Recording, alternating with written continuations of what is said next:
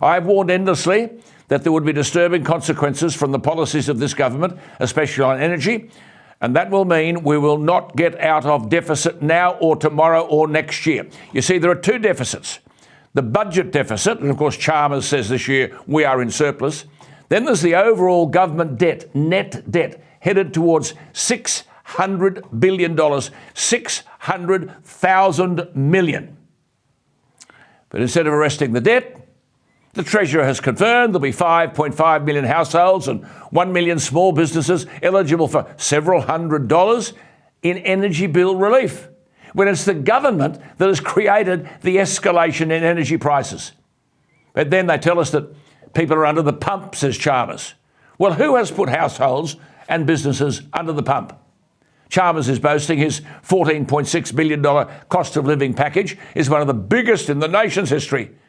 When we're in debt and the cost of living crisis and inflation have been created by spending, government spending, not your spending. You've got bugger all to spend. But Chalmers goes on spending. And while Chalmers is boasting about his fake surplus, Australian companies are hitting the wall in transport, construction and hospitality sectors, to name a few. The tax office says pay up or get wound up. So there were 484 administrations and liquidations across the country in February alone. 484 down the drain. 45% up from the same time a year ago and 134% more than in January this year. We've got a housing crisis. Builders are going broke. The tax office is asked after people who can't pay, and job losses follow. In the first half of this financial year, insolvencies rose by 62%. Compared with the previous corresponding period last year. Thousands of them in New South Wales and Victoria, hundreds of them in Queensland, WA and South Australia. Insolvent, can't pay the bills, gone, out the door, jobs with them. And this bloke tonight's talking about a surplus. The hair's on his chest, first surplus in any number of years. And in spite of the rhetoric tonight, welfare spending is rising, productivity growth is almost non-existent, and we've got no buffers for the next crisis. There is more bull dust than budget. So, tell your kids the truth. When your children leave school and hopefully get a job, they'll be carrying this government's debt on their backs. They should be resentful that a Labor government has chosen not to cut back public spending.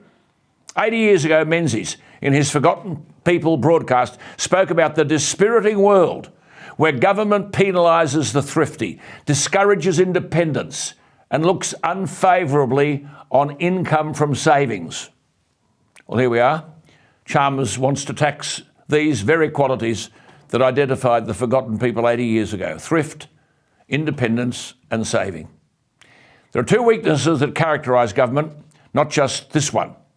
A lack of interest in reducing expenditure because government wants to buy votes, and a lack of guts in facing up to reality. Whatever benefits are available to us come from our resource and energy exports. They are forecast to set a record of $464 billion this year because of surging commodity prices. And you know what Albanese and Bowen want to do about our resources? Leave them in the ground. The Resource Minister, Madeleine King, is closer to the mark than Bowen ever would be, and she talks about the indispensable role that Australia plays as a stable and reliable supplier of energy to the world, except that her very government denies us access to those same energy resources so that we can have cheap power. No one in this government, and certainly no one in the last, has the courage to tell younger workers that they're being left to shoulder rapidly growing tax debts, repaying public debt, and dealing with the cost of unaffordable climate change policies.